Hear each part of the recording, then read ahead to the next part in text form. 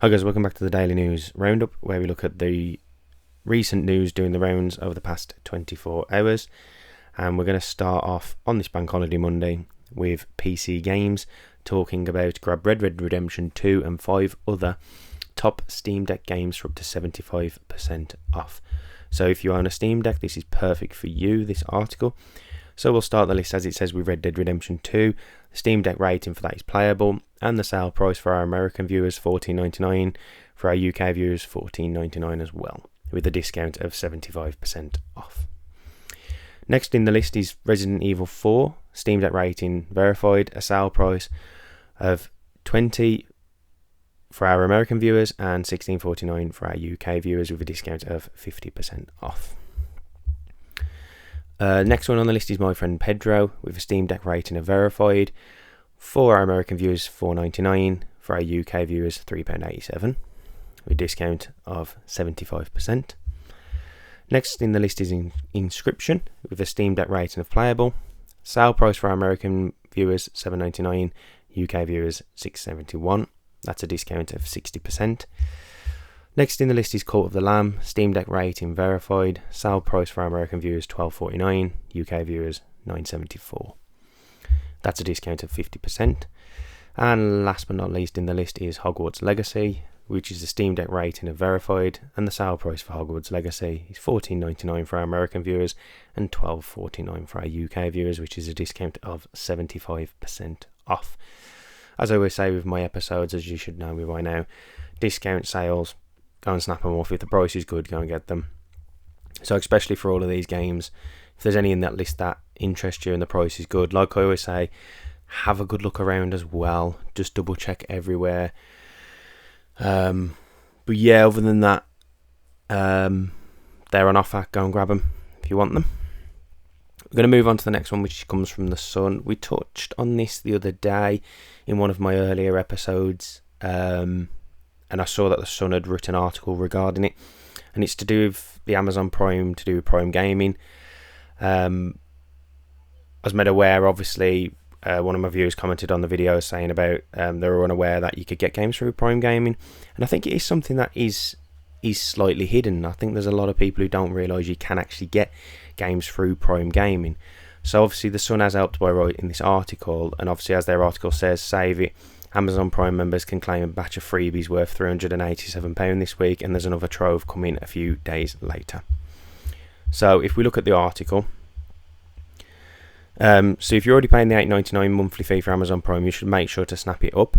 So this was something that I talked about the other day, which was if you're not an Amazon Prime subscriber, for the sake of the freebies that you get with it, in terms of the game inside of it, it might be worth just paying the $8.99 and going and claiming all these free games, especially where this article reads that you can get £387 worth of products worth of games.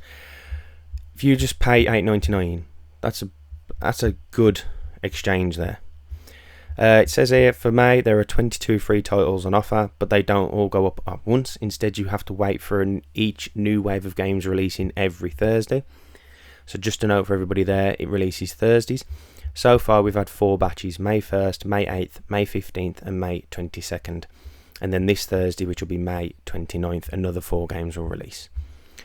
Those titles, including their current price on Steam, Samurai Brinja $7.19, Trinity Fusion $16.75, Master Plan Tycoon $8.50, and Liberté $16.75. So if you look at that, if there's any game there that's kind of taking your fancy, obviously that one's maybe a little bit different, cheaper to go on its own, and kind of the same with that one. But especially them two there, for the sake of an $8.99, if you don't already subscribe, you're already profiting there. But if you look at this, the article goes on to say that May 22nd selection was Fate at $5.79, Thief 2 The Metal Age at $5.99, Everdream Valley at $20.99, Chesserama at $12.79, and The Lost Ashford Ring at $12.79. When you add up all the games already in May so far, you're able to claim an impressive £387 worth. And of course, that's not more, even more will come in June. While you wait for Thursday's release, there are some great titles. So obviously the article talks about the previous titles that were released. And then I wanted to scroll down to this part of the article which released the full lists of games that were available for the month of May. So obviously for May the 1st there was Star Wars Galactic Battlegrounds, then there was Lego Star Wars The Complete Saga, then it was Stink's Master of Shadows The Invisible Hand, then the game that I picked up on the other day, which was Wolfenstein 2, Amnesia Rebirth, Hope No Space Outlaw, Doors Paradox, then there was Saints Row Get Out of Hell, Endless Legend Definitive Edition, Golf with Your Friends, Legacy of Kain, Blood Omen 2, Mail Time. Then there was Fate, Thief 2, Metal Age, Everdream Valley, Chesserama, The Lost Ashford Ring, and then to round off May, we have Samurai Bringer, Trinity Fusion, Masterplan Tycoon, and Liberté. As it says there, as the article says, and as I always say, they're all free if you have Amazon Prime. So my rule on this is, even if there's games in there that don't take your fancy, if you have Prime subscription already, go and take advantage of it. Go and get these games. If you don't, go and pay an $8.99 fee. Go and pay just a monthly fee. Go and just take out a month. Pay the $8.99. Download all these games. Go and download them all. Because it says if you add them all up, including ones to come, you're looking at over £400. Obviously, that says there up so far. With the rest that's coming, you could be looking at over £400 worth of games for the sake of $8.99. So as I was saying, you know me well, freebies or anything like that, go and take it. I know this is kind of a freebie with a catch if you don't have a Prime subscription. If you do, go and get it. It's all free.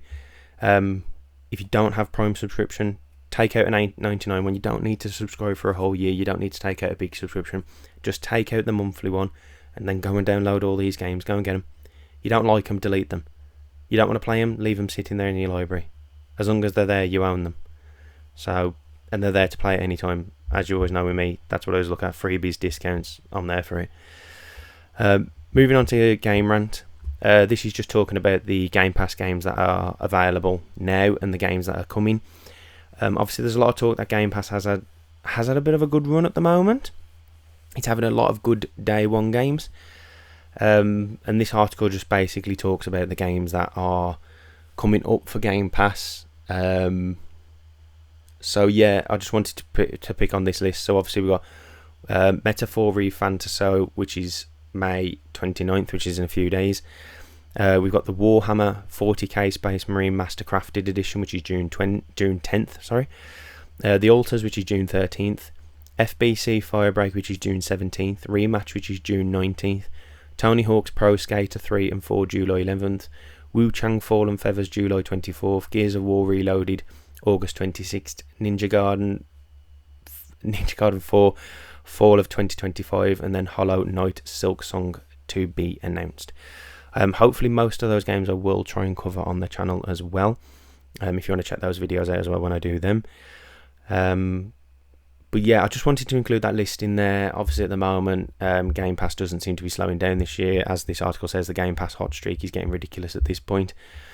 I do think it's having quite a good year. Some of the back catalogue games as well that they're putting on, you can't fault. So yeah, I just wanted to put this article in there just to highlight some of the games that are coming up in case you missed that they're coming up and you missed that they're going to be available on Game Pass. So next in the article list is the one from Gaming Bible, which talks about PlayStation releases a free limited time download that you can claim without the use of PlayStation Plus. And basically the free DLC in question is Casey Jones and the Junkyard Jam for the 2023 roguelike game from Super Evil Megacorp, Teenage Mutant Ninja Turtles, Splintered Fate. Obviously this is only to people obviously who own the game. If you own the game, go and get this free DLC. Like I'll say with everything, and I've hounded it enough on previous episodes and enough in this episode, it's free. So if you own the game, go and get it. If you own the game, go and get this DLC. Even if you never touch the DLC, just go and get it. If they're offering you something for free, just go and download it, go and take it. You never have to touch it. Just go and get it. It's free. Because at some point it's going to be back to a paid tier, and then if you look at it, maybe they release this as free, other people play it, you go and look at it online and it's like, oh, actually that looks pretty cool. You go back on, it's then behind a paywall. All of a sudden then, oh, I've got to pay for it. I'm not going to pay for it. Go and get it while it's free. Just go and snap it up. Go and take it while it's free. And to round out this Bank Holiday Monday episode, I just wanted to pick on this game. This did take my eye doing the rounds. I was checking it out online. Sorry, and it's just basically a new game that's. I don't know if it's a new game that's popped up on Steam. Yeah, it is. Sorry, it is a new game. Get that right there. I just didn't know if it was a new game or an old game. I just saw it doing the rounds because sometimes it can be an old game that's kind of just has got a bit of traction, got a bit of momentum, like films and music. An older song, an older film can get a bit of traction. But yeah, with this, it's a mix of Fallout and Silent Hill, and I couldn't agree more with that review there. And basically talking about it, the game's called Misery, and while it doesn't look like much at first glance, look a little bit deeper and you'll find a compelling, horrific gameplay experience. Misery's official description reads, after a nuclear disaster, your bunker has become the last refuge. Every day is a struggle for resources where every object is dangerous.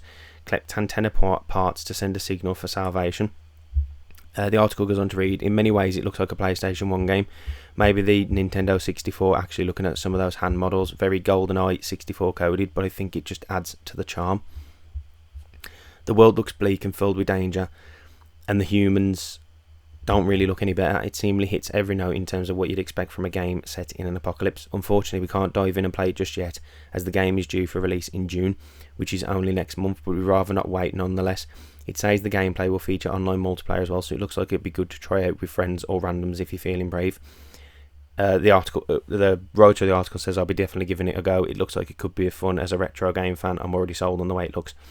Obviously, I was talking about this the other day with retro games, with what Xbox has done, where they've released a lot of the old games in that retro classics pack that they've put onto GamePass. I think you can't get away from the charm of some of these older games. I think somebody reached out in the comments and said it's that nostalgia element, and I think, yeah, we can love the graphics of brand new games and how good they look, but it's the nostalgia of the classics, that blocky kind of look to a character or the blocky look to a game. I think it just adds that extra element to it, and especially when it's done in kind of a horror format, as you can see from a screenshot there, when it's kind of inputted into a horror type game, it does bring back that PlayStation 1 kind of vibe. So yeah, just wanted to show you that one in case you guys had missed it, coming out in June. And that's about it for today. As always, if you enjoyed, give it a thumbs up, share it around if you can, hit that subscribe, and see you guys on the next one. Cheers, thanks, bye bye.